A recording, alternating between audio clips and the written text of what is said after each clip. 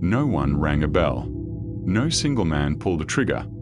A war that would kill 20 million people began with a piece of paper, a clock, and a silence that no one broke in time. This is not just a story about how the war started. This is the story of the last 24 hours in which it still could have been stopped. At dawn, August 3rd in London, the British Foreign Secretary, Sir Edward Grey, has been awake most of the night. Germany invaded Belgium 12 hours ago, a neutral country, a country Britain had sworn by treaty to protect. Then Grey drafts a clear and unambiguous ultimatum that Germany must withdraw from Belgian territory or Britain enters the war. The message is sealed. A courier carries it to the German embassy in London. It will be delivered by midnight. Grey stands at his office window and watches the lamplighters on the street below. He says to a colleague, "The lamps are going out all over Europe. We shall not see them lit again in our lifetime." He already knows the answer. That afternoon, Grey stands before the British Parliament. The chamber is packed, every seat filled. Men who haven't spoken in years sit side by side. Conservatives, liberals, pacifists, all of them listening. Grey speaks for an hour. He does not shout. He does not pound the podium. He lays out the facts, slowly, deliberately, like a man who knows history is writing itself in real time. Germany is moving west. France is exposed. The English Channel, Britain's first line of defense, is unprotected. If Britain does nothing, Grey argues, it will stand alone in a Europe dominated by a single, unchecked military power. When he finished, the chamber is silent. Then, applause.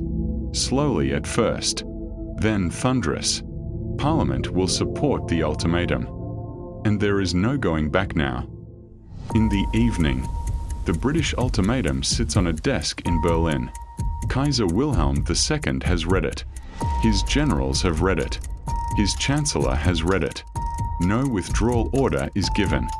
No diplomatic response is sent. The German military machine is already in motion. Hundreds of thousands of men, thousands of horses, tens of thousands of tons of artillery rolling west through Belgium. Stopping it now would be, in their minds, unthinkable. The German Chancellor, Bethmann Hollweg, meets with the British ambassador in Berlin. He is furious. He calls the British decision to enter the war over Belgium a scrap of paper. A scrap of paper. The ambassador leaves without a word. In London, the War Cabinet watches the clock. The ultimatum expires at 11 o'clock. No response has come. Not a telegram. Not a phone call. Not a courier. In Whitehall, ministers count the minutes. In Paris, soldiers who were farmers yesterday sharpen bayonets. In Berlin, the Kaiser paces a room alone. Across Europe, an entire generation is about to be handed a rifle. 10 minutes to 11. 5 minutes. 2. Somewhere in London, a church bell begins to toll.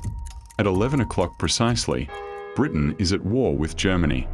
Within hours, the dominoes fall. Russia, France, Austria-Hungary, the Ottoman Empire. 20 million will die. The map of the world will be redrawn. Empires that have stood for centuries will cease to exist. And it began, here, in this hour, with a deadline no one chose to meet.